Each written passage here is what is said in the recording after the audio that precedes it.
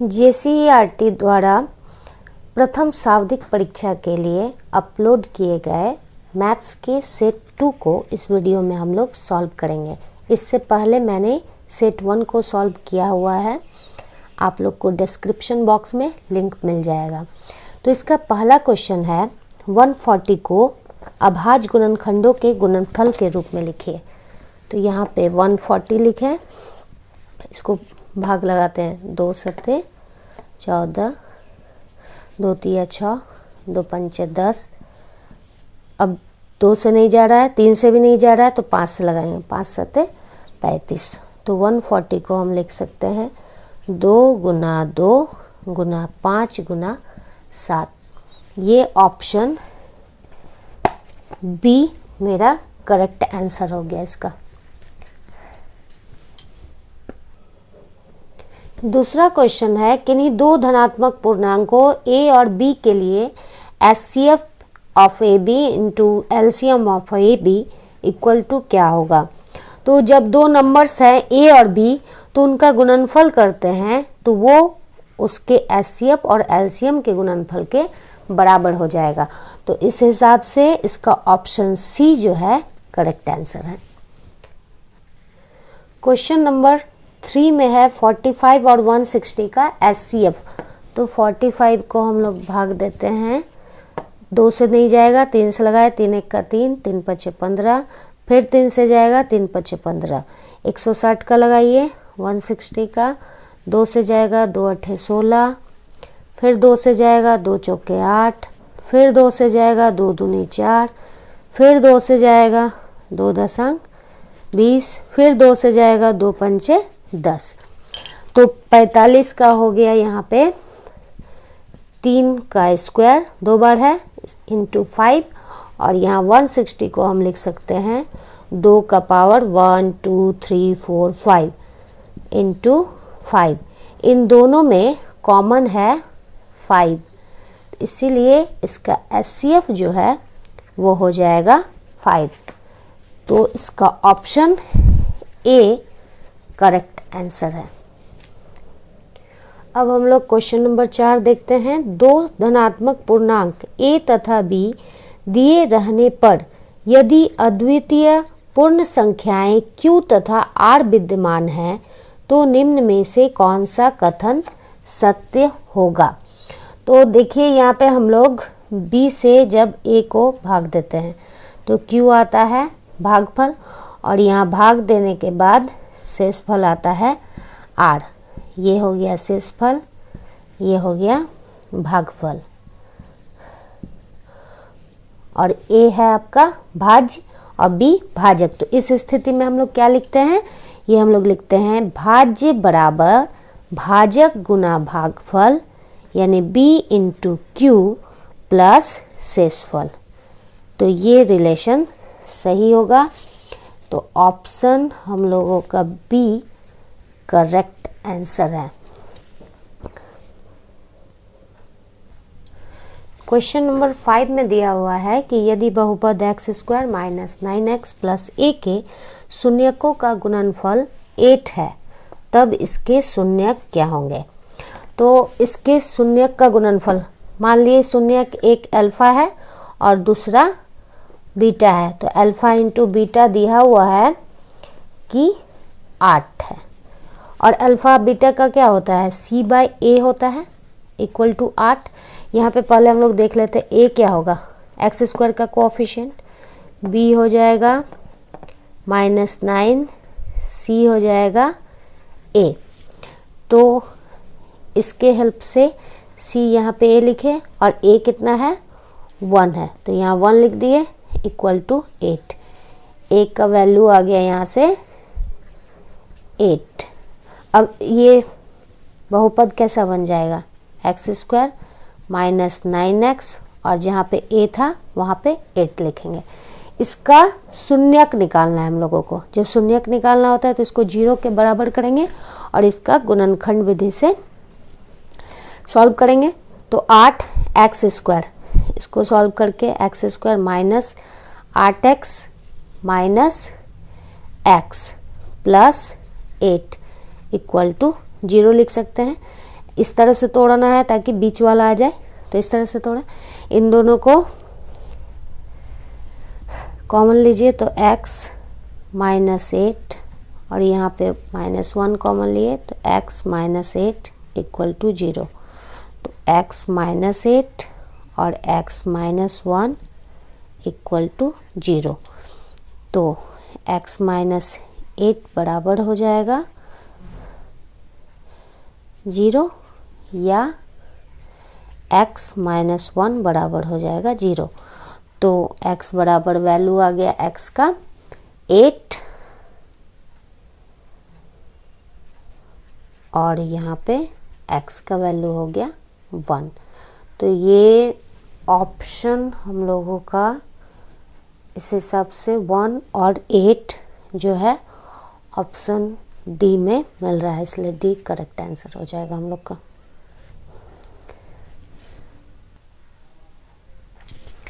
Question number 6 में दिया है कि अल्फा बीटा बहुपद x² + 2x + 1 के शून्यक हैं, तब 1/α + 1/बीटा निकालिए क्या होगा। तो पहले हम लोग a यहाँ से देखते हैं 1 हो जाएगा, b क्या हो जाएगा, x का कोफिशिएंट 2 हो जाएगा, c हो जाएगा 1। तो अल्फा प्लस बीटा क्या होता है -b/a। तो यहाँ पे -2, b के जगह पे 2 लिख दिए और a के जगह पे 1, यानी कि -2 आ गया अल्फा प्लस बीटा का वैल्यू। अब अल्फा इंटू बीटा क्या होता है, ये होता है c/a और c का वैल्यू है 1 और a का 1, तो इसका 1 हो गया। अब इसको सॉल्व करके देखेंगे हम। तो 1/α प्लस 1/बीटा को सॉल्व कीजिए जब, तो एलसीएम लीजिए, नीचे हो जाएगा अल्फा बीटा और ऊपर में हो जाएगा अल्फा प्लस बीटा। तो अल्फा प्लस बीटा का वैल्यू आया है -2, तो हम लिख सकते हैं -2 और अल्फा बीटा का वैल्यू है 1। तो इस हिसाब से -2 आंसर मेरा करेक्ट हो रहा है, ये बी नंबर सही आंसर है। क्वेश्चन नंबर 7 में शून्यकों की संख्या पूछा गया है। यहाँ पे देखिए एक्स अक्ष को ये ग्राफ 1 2 3 4 बिंदुओं पर काटती है, इसलिए इस ग्राफ का शून्यक हो जाएगा 4, ऑप्शन ए।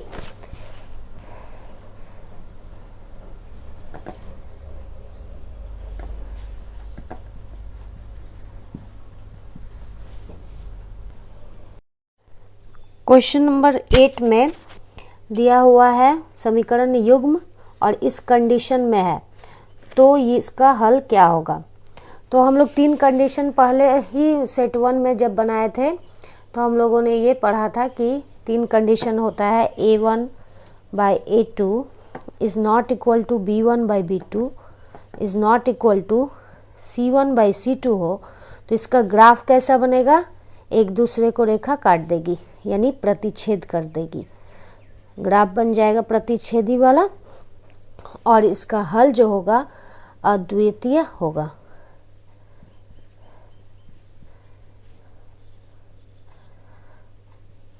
और ये संगत होगा। ये पहला कंडीशन देखे थे हम लोग। दूसरा कंडीशन में देखे थे कि a1/a2 b1/b2 के बराबर है, लेकिन c1/c2 के बराबर नहीं है। तो ऐसी स्थिति में इसका ग्राफ कैसा बनेगा, 2 रेखाएं होंगी लेकिन ये दोनों समांतर होंगी, एक दूसरे को नहीं काटेंगी, तो ये समांतर ग्राफ बना देगा और ये इसका कोई हल नहीं होगा, कोई हल नहीं, और ये असंगत। और लास्ट इसका कंडीशन एक और था, तीसरा कंडीशन कि a1/a2 बराबर b1/b2 बराबर c1/c2 हो जाए, तो ये ग्राफ कैसा हो जाएगा, रेखा एक दूसरे पे चढ़ जाएगी यानी कि संपाती हो जाएगी और इस स्थिति में इसके अनेक हल होंगे और ये संगत कहलाएगा। तो क्वेश्चन नंबर 8 में पूछा है कि तीनों इक्वल हो जाएगा, तो तीनों इक्वल कौन सा कंडीशन है, तीसरा कंडीशन है। तो इस समय क्या होगा, इसके अनेक हल हो जाएंगे। तो इसका option number b correct answer है। क्वेश्चन नंबर 9 में है कि यदि रेखाएं 3x plus 2ky minus 2 equal to 0 और इधर हो गया 2x plus 5y plus 1 equal to 0 समांतर हो तो के क्या होगा। तो समांतर होने का स्थिति क्या है, a1 by a2 equal to b1 by b2, c1 by c2 के बराबर नहीं होगा। यहाँ a1 है 3, a2 है 2, b1 है 2k और b2 है 5। तो ये हो गया k इक्वल टू 5 तिया 15 और ये 2 दूनी 4, यानी 15 by 4 option c answer correct. Question number 10 में है कि k के किस मान के लिए 8x प्लस 5y बराबर 9 और kx plus 10y equal to 15 असंगत है। असंगत कब था, जब ग्राफ समांतर बन रहा था। जस्ट 9 की तरह ही ये भी होगा, a1 by a2 equal to b1 by b2। यहाँ a1 हो गया 8, a2 हो गया k और b1 हो गया 5 और b2 हो गया 10। तो k हो जाएगा 10 8 80 और ये 5 नीचे चलाया, 5 1 का 5, 5 6 30, k equal to 16 option number b answer. Question 11 में है समीकरण युग्म का हल क्या होगा। समीकरण युग्म दिया हुआ है, इसका हल करने के लिए देखिए यहाँ प्लस 3y है, यहाँ माइनस 2y है। दोनों को इक्वल कर देने से ये कट जाएगा आपस में। इसको 2 से मल्टीप्लाई कर देते हैं, इसको 3 से। तो ये हो जाएगा 5 दूनी 10 x प्लस 3 दूनी 6 y इक्वल टू 8 और ये हो जाएगा 3 तिया 9 x minus 6 y equal to 30। अब यहाँ पे ये कट गया आपस में, तो 10 9 19 x इक्वल टू 38। तो x इक्वल टू 38 बाई 19, 19 दूनी 38।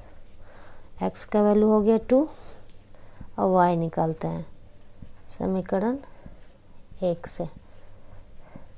y हो गया 5, x के जगह पे 2 लाए हैं, 2 प्लस 3y इक्वल टू 4। तो 3y इक्वल टू 4 और 10 माइनस कर दिए तो ये हो जाएगा -6। तो y इक्वल टू हो जाएगा -6 बाई 3, 3 दूनी 6 -2, y का वैल्यू हो गया -2। तो 11 नंबर में देखिए कहाँ पे x 2 है और y -2 है, वो बी नंबर ऑप्शन में आंसर दिया है। Question number 12, x equal to a, y equal to b है, x minus y equal to 2, x plus y equal to 4। तो इसका हल चाहिए। x minus y equal to 2 लिखे हैं, x plus y equal to 4 लिखे हैं। हमको x की जगह पे क्या लिखना है, a लिखना है। तो ये क्या बन जाएगा, ये बन जाएगा a माइनस वाई के जगह पे b, a minus b equal to 2 और ये बन जाएगा a plus b equal to 4। ये समीकरण 1, समीकरण 2।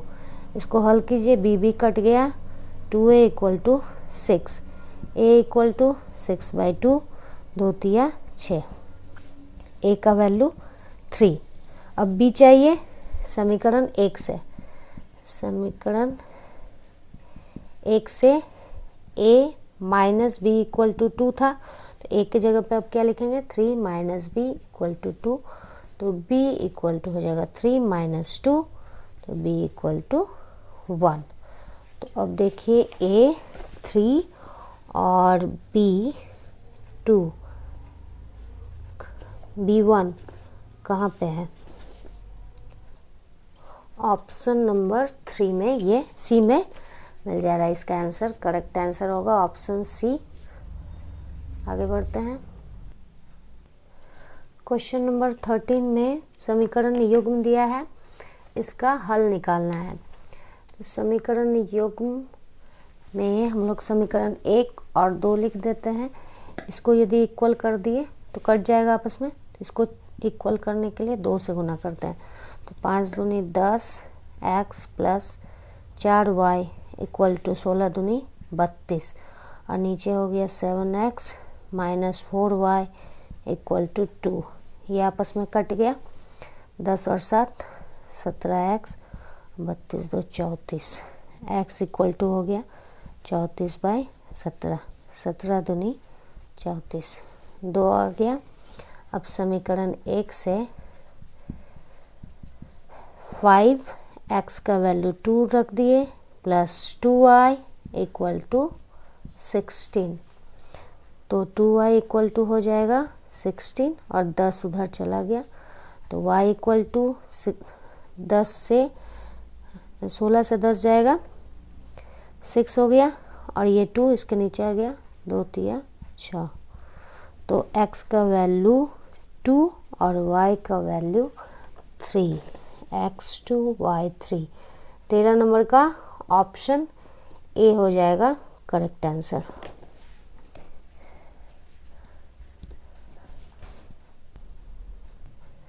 क्वेश्चन नंबर 14 में है, निम्नलिखित में से कौन सा द्विघात समीकरण होगा। इसके लिए हमको हर ऑप्शन को चेक करना है। पहला ऑप्शन चेक करते हैं। यहाँ x इंटू एक्स प्लस 1 दिया हुआ है, तो यहाँ पे x square plus x equal to हो गया ये एक्स स्क्वायर माइनस 4, तो ये एक्स स्क्वायर कैंसिल हो गया, तो बचा x प्लस 4 बराबर 0। इसका तो घात 2 नहीं आ रहा है, इसका मतलब ये द्विघात समीकरण नहीं है। अब इसको चेक करते हैं। X square minus 4x plus 4 equal to 2x minus 3, ये हो जाएगा एक्स स्क्वायर, 2x इधर आया और 4x मिलकर 6x प्लस 4 और माइनस 3, 7 इक्वल टू 0। यहाँ द्विघात आ रहा है, इसलिए ये द्विघात समीकरण होगा। अब आगे हम चेक नहीं करेंगे, option B is correct answer. 15 number question है कि द्विघात समीकरण के समान या पुनरावृत्ति मूल होने के क्या शर्त हैं। तो द्विघात समीकरण के समान, वास्तविक और समान मूल होने के शर्त क्या हैं। d इक्वल टू 0, यानी कि ऑप्शन बी। क्वेश्चन नंबर 16 में है x square minus 5x plus 4 equal to 0, तो विविक्त कर निकालिए। विविक्त कर निकालना यानी कि हम लोग को d निकालना है। तो d निकालने के लिए पहले हम इसका एक्स स्क्वायर का कोफिशिएंट हो गया 1, x का हो गया -5 और ये हो गया c। तो d निकालना है, b स्क्वायर माइनस 4ac होता है, b हो गया -5 का स्क्वायर माइनस 4 इंटू 1 इंटू 4, तो 25 25 माइनस 4 4 16 9, यानी कि ऑप्शन सी हो जाएगा करेक्ट आंसर। क्वेश्चन नंबर 17 में है 3x square minus 2x plus 1/3 equal to 0 का विविक्त कर निकालिए। d निकालना है, a इक्वल टू हो गया 3, b हो गया -2, c हो गया 1/3। d निकालिए, d इक्वल टू होता है b square minus 4ac equal to -2 का स्क्वायर माइनस 4 इंटू a हो गया 3 और c हो गया 1/3। 3 3 कट गया, तो 2 दूनी 4 हो गया, इधर 4 इक्वल टू 0, यानी कि ऑप्शन ए हो गया करेक्ट आंसर। क्वेश्चन नंबर 18 में दिया हुआ है समीकरण, इसके मूल क्या हैं। तो इसके मूल या तो हम द्विघाती विधि से निकाल लें या गुणनखंड विधि से। तो हम यहाँ पे गुणनखंड विधि का यूज करेंगे। यहाँ पे एलसीएम ले लेते हैं, तो ये हो गया 3 3 3 9 x square minus 6x plus 1 equal to 0, तो ये हो गया 9x square minus 6x plus 1 equal to 0, इन दोनों का गुणनखंड विधि से करने से क्या हो जाएगा, 9x² आ रहा है। इसको 2 भाग में बांटिए जिससे ये -6x के रूप में आ जाए। तो 2 भाग में बांटने से हो जाएगा ये 3x - 3x + 1 = 0। इन दोनों का कॉमन लीजिए, 3x हो गया, 3x - 1, यहाँ पे -1, 3x - 1 = 0। अब आगे बढ़ते हैं, यहाँ 3x - 1, 3x - 1 = 0। तो 3x - 1 = 0 या 3x - 1 = 0, यानी कि x = 1/3, यहाँ पे भी x = 1/3। तो 1/3 1/3 2 मूल निकल रहा है हम लोगों का। तो 1/3 1/3 2 मूल किस में है, बी, ऑप्शन बी में है।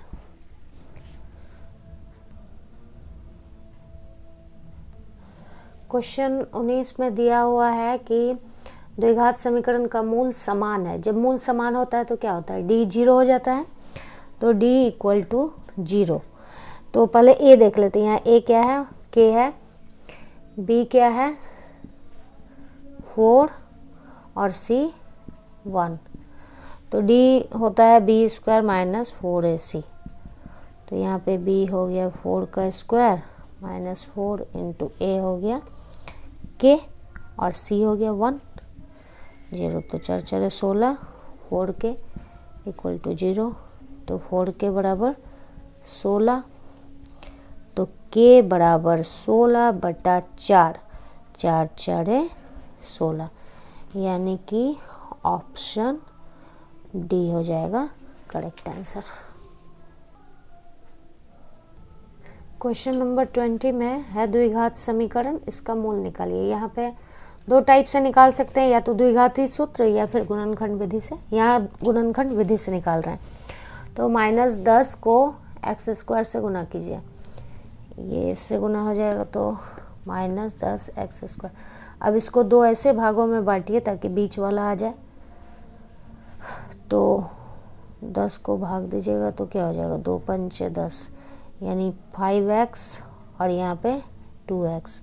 चूँकि माइनस है यहाँ पे तो बढ़ा के आगे माइनस लग जाएगा। तो x² - 5x + 2x - 10 = 0। इन दोनों में कॉमन आ रहा है x, तो x - 5, इन दोनों में आ रहा है 2, तो ये हो गया x - 5 = 0। तो x - 5 x + 2 = 0।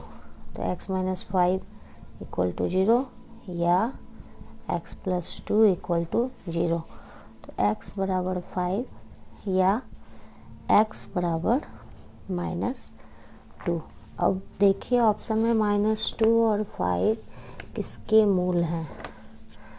तो यहाँ पे ऑप्शन से ऑप्शन ए आ रहा है करेक्ट आंसर, -2 और 5 ए हो गया करेक्ट आंसर इसका।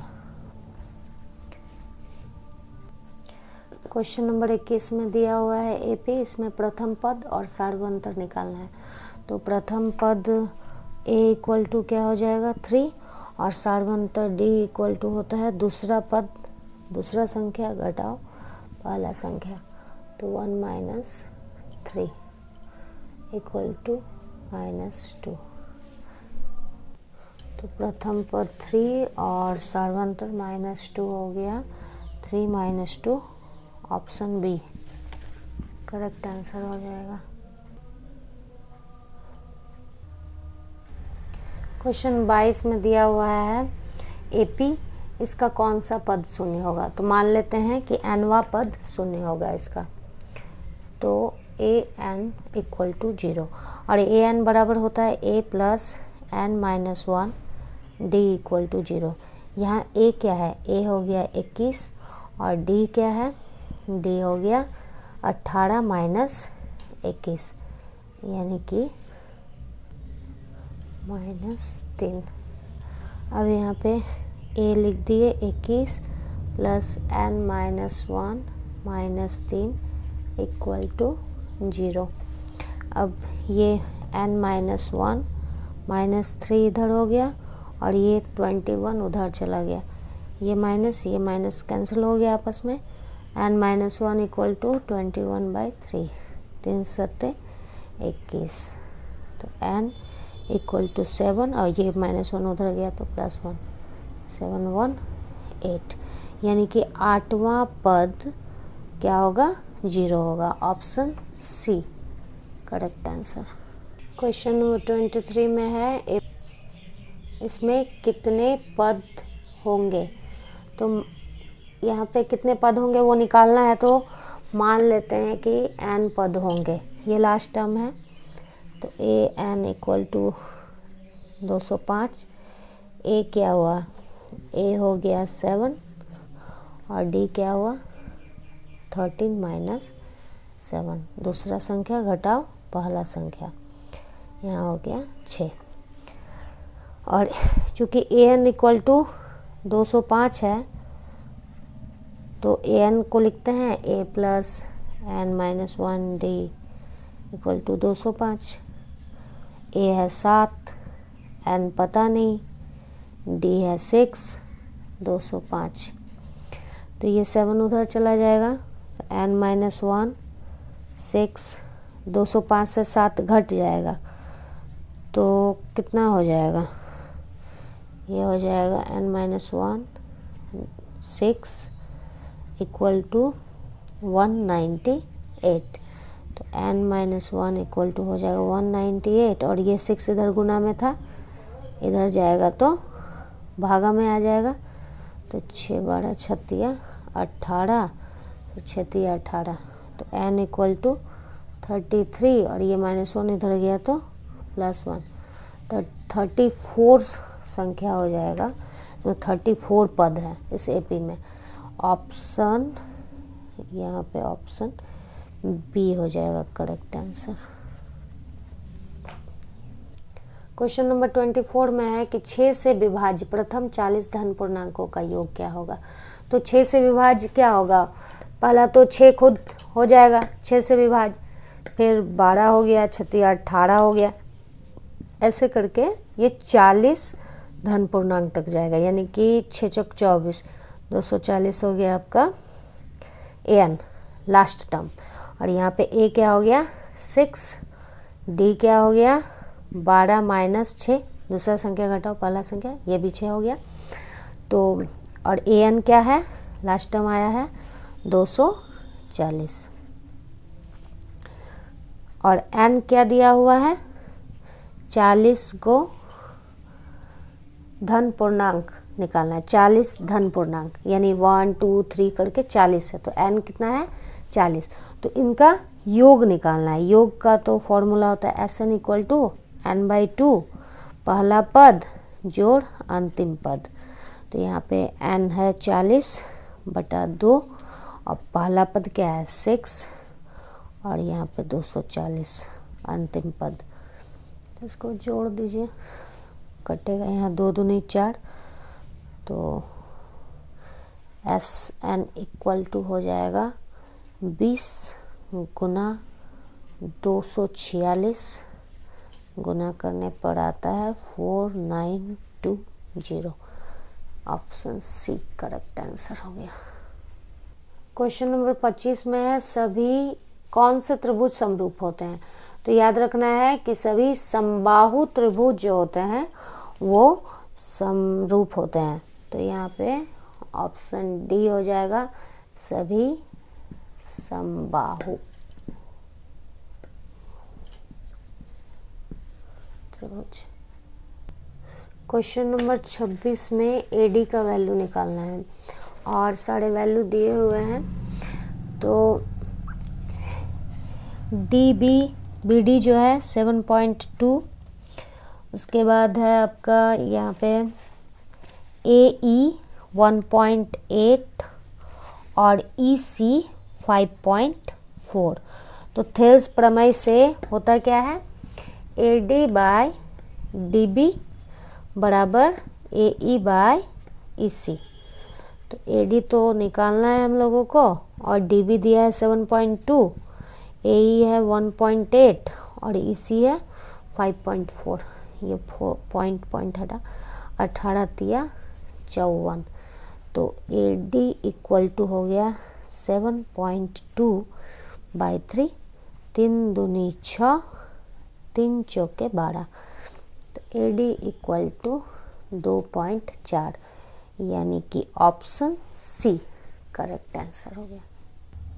27 नंबर क्वेश्चन है कि एक त्रिभुज के दो कोण किसी अन्य त्रिभुज के दो कोणों के क्रमशः बराबर हो। ये कोण इसके बराबर, सोचिए ये कोण इसके बराबर है, तो ये दो त्रिभुज समरूप होगा। समरूप होगा तो समरूपता की कसौटी क्या होगी? ये दो एंगल ही दिया हुआ है, तो ये एंगल से ये दो त्रिभुज आपस में क्या हो जाएंगे? समरूप हो जाएंगे। तो इसका ऑप्शन हो जाएगा सी आंसर। क्वेश्चन नंबर 28 में है कि निम्न में से कौन त्रिभुजों की सर्वांग क्षमता की कसौटी नहीं है? साइड हम लोग पढ़े हुए हैं, एंगल साइड एंगल भी पढ़े हैं, साइड एंगल साइड भी पढ़े हैं, एंगल सर्वांग क्षमता में नहीं पढ़ते हैं। तो ये यहाँ हो गया बी नंबर ऑप्शन, कि एंगल सर्वांग क्षमता की कसौटी नहीं। आंसर। क्वेश्चन नंबर 29 में है दो समरूप त्रिभुजों के क्षेत्रफल का अनुपात बराबर हो तो ये त्रिभुज निश्चित रूप से होंगे। यदि दो समरूप त्रिभुजों का क्षेत्रफल बराबर हो जाए तो वो निश्चित रूप से क्या होंगे? वो निश्चित रूप से सर्वांगसम होंगे। चलिए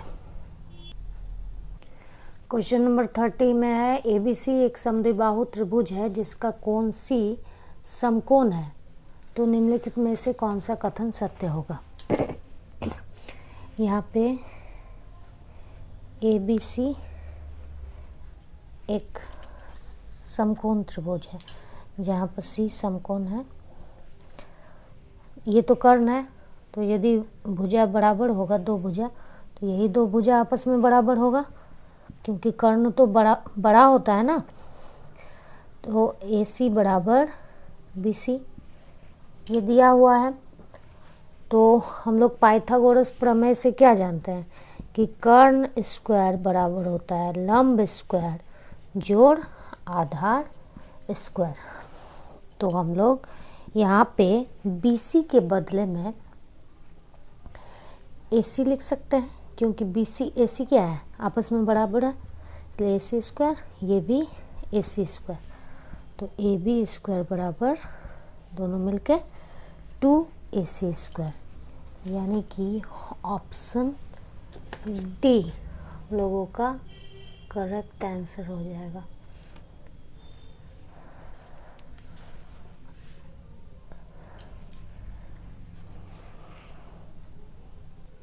क्वेश्चन नंबर 31 में दिया हुआ है AB, AC और BC का वैल्यू, तो कौन भी क्या होगा त्रिभुज ABC में? तो पहले त्रिभुज ABC बना लिया जिसमें वैल्यू दिया हुआ है AB का 7, AC का 25 और BC का 24। तो आगे सब भुजाओं को स्क्वायर कर लेते हैं। तो AB बराबर क्या है? 7 है, तो AB स्क्वायर करेंगे तो 7 स्क्वायर क्या हो जाएगा? 49। BC है 24, 24 का स्क्वायर करेंगे तो क्या हो जाएगा? 576।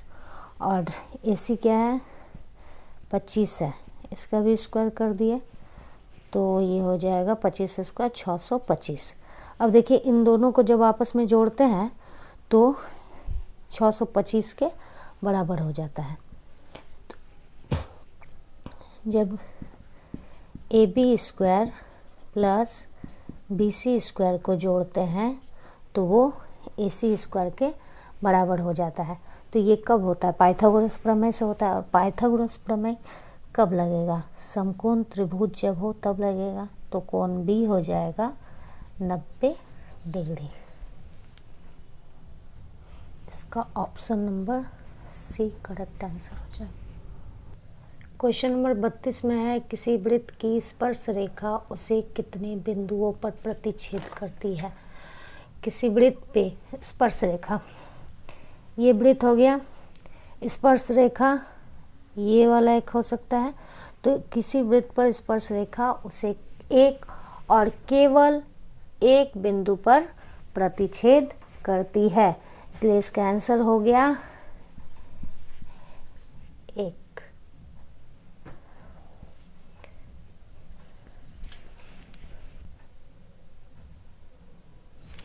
क्वेश्चन नंबर 33 में दिया हुआ है कि एक बिंदु P से वृत्त की स्पर्श रेखा की लंबाई 15 सेंटीमीटर है।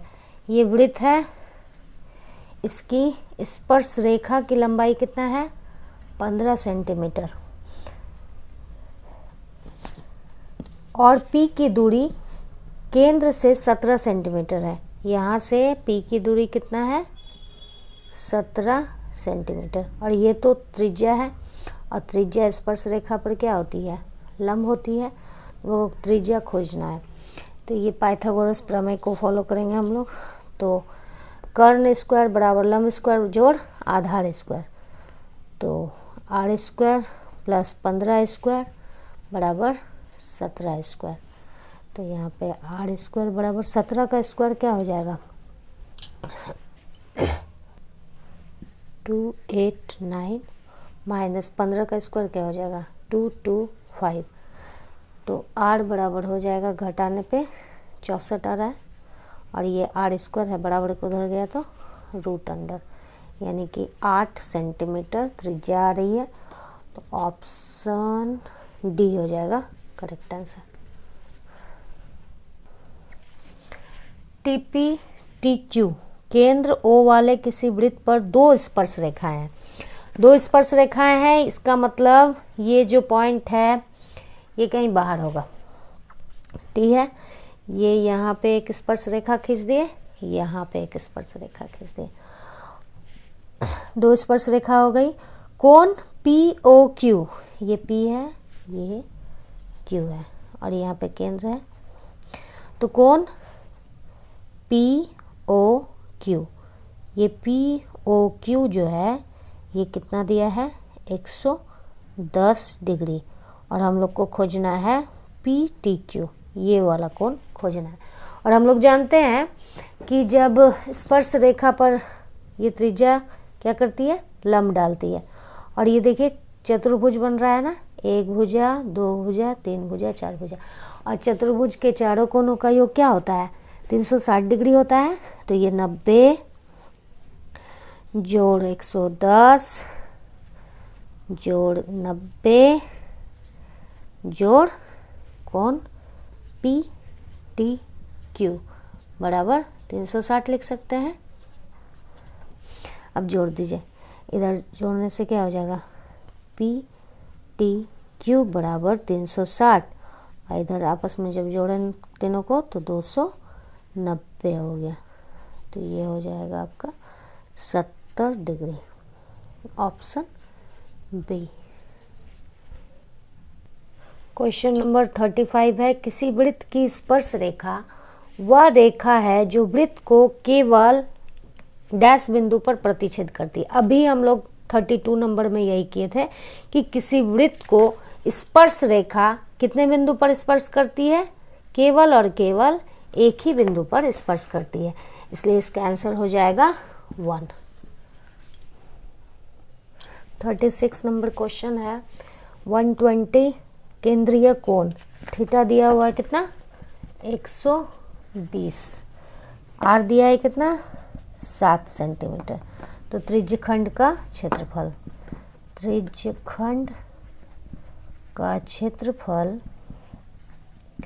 बराबर क्या होता है थीटा बाय 360 डिग्री गुना पाई आर स्क्वायर।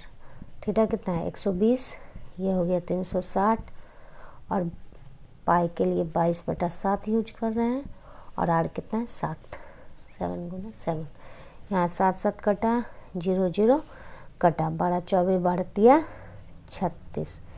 तो 22 और 7 जब आपस में गुना होगा तो वो हो जाएगा 154 बाय 3, यानी कि option B number correct answer हो गया।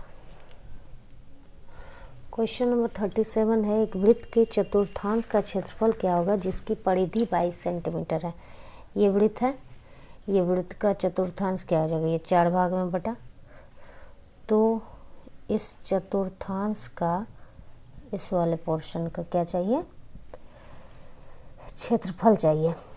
तो वृत्त की परिधि क्या होती है, परिधि दिया हुआ है 22 और ये परिधि होती क्या है 2 पाई r बराबर 22, तो 2 गुना 22/7 r इक्वल टू 22 बराबर के इधर उधर 22 कटा, तो r इक्वल टू क्या हो गया 7/2। अब हम लोग खोजना क्या है, हम लोग खोजना है वृत्त के चतुर्थांश का क्षेत्रफल। तो वृत्त के चतुर्थांश का क्षेत्रफल हो जाएगा,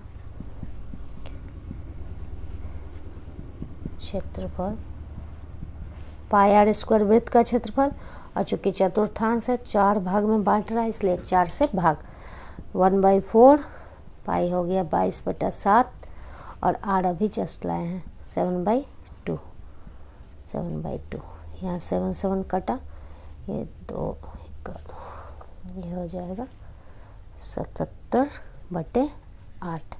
इसको जब भागा देंगे हम लोग तो 9.625 सेंटीमीटर स्क्वायर, यानी कि ऑप्शन ए करेक्ट आंसर हो जाएगा। 38 नंबर क्वेश्चन में है, अर्धवृत्त पर बना कोण कैसा होता है। ये हो गया वृत्त, यहाँ से हो गया आधा वृत्त, तो इस पर जब भी कोण बनेगा ना वो हमेशा 90 डिग्री होगा, समकोण होगा, इसलिए अर्धवृत्त पर बना कोण क्या होता है, समकोण होता है। चाहे आप जहाँ भी बना लिए, यहाँ बनाइए, यहाँ बनाइए, यहाँ बनाइए, इस अर्धवृत्त पे कहीं भी कोण बनाइए वो हमेशा समकोण होगा। 39 नंबर क्वेश्चन है, यदि 7 सेंटीमीटर त्रिज्या वाले एक वृत्त के लघु वृत्तखंड का क्षेत्रफल 12 सेंटीमीटर स्क्वायर है तो दीर्घ वृत्तखंड का क्षेत्रफल क्या होगा। ये हो गया वृत्त, इसका लघु वृत्तखंड हो गया ये छोटा वाला पोर्शन, और दीर्घ वाला हो गया ये बड़ा वाला पोर्शन। तो ये पूरे में से यदि हम इस पोर्शन को घटा देते हैं तो ये निकल जाएगा। तो पूरा का क्षेत्रफल क्या होता है, पूरा का क्षेत्रफल होता है पाई r स्क्वायर, पाई r स्क्वायर। त्रिज्या दिया हुआ है हम लोगों का, त्रिज्या कितना है 7 सेंटीमीटर, तो 22/7 इंटू 7 इंटू 7, ये 7 7 कट गया, ये हो गया 154, पूरे का क्षेत्रफल आ गया 154। अब हमको इसका पता है कितना है 12 है, और इसका कितना है पूरे का 154 है, सिर्फ हमको इसका चाहिए। तो दीर्घ वृत्त खंड का क्षेत्रफल,